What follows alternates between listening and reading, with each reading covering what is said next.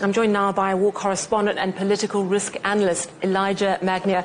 Elijah, I want to pick up on what Jonathan was just saying to us and start with a look at the situation between Israel and Lebanon, or Israel and Hezbollah rather. He suggests that possibly the Prime Minister of Israel, Benjamin Netanyahu, might actually say, well, yes, the ceasefire is in effect over. How much do you think events in Israel and between Israel and Hezbollah could impact what's going on in Iran? Because we know that Iran has always said any peace deal has to include Lebanon. Well, what your correspondent said, that the children and students on the borders with Lebanon are studying from home, online. The students in Lebanon have their homes and schools completely destroyed.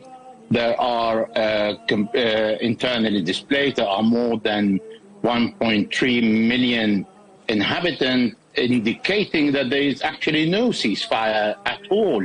This is what Benjamin Netanyahu calls as a freedom of action. And for Iran, this is really non-negotiable. When the Iranians said that there is no deal or no MOU or memory or any draft or framework can be agreed upon if the war in Lebanon continue. And for them, the war in Lebanon continue doesn't mean a free hand for Israel to continue bombing the south of Lebanon, destroying villages, and in the last few hours, they even pushed more forces beyond the line that they call defense line, which is more or less 1,000 square kilometers in the Lebanese territory and water.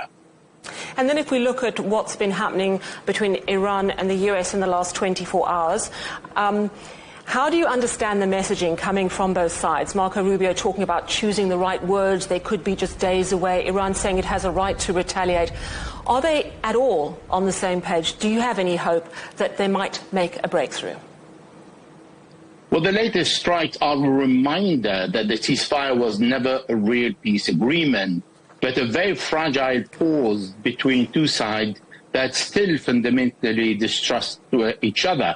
So the proposed US-Iran framework was designed mainly to freeze escalation temporarily, especially around the Strait of Hormuz, while postponing the core dispute to later negotiations. Because those deeper issues remain unresolved, every military incident risks undermining confidence and pushing both sides back toward confrontation that both sides are trying to avoid. And still, even when they fight one another at a very small incident, they call it incident, and they say, well, the ceasefire is still in place, because actually renewing confrontation is not in the advantage of both sides at the moment.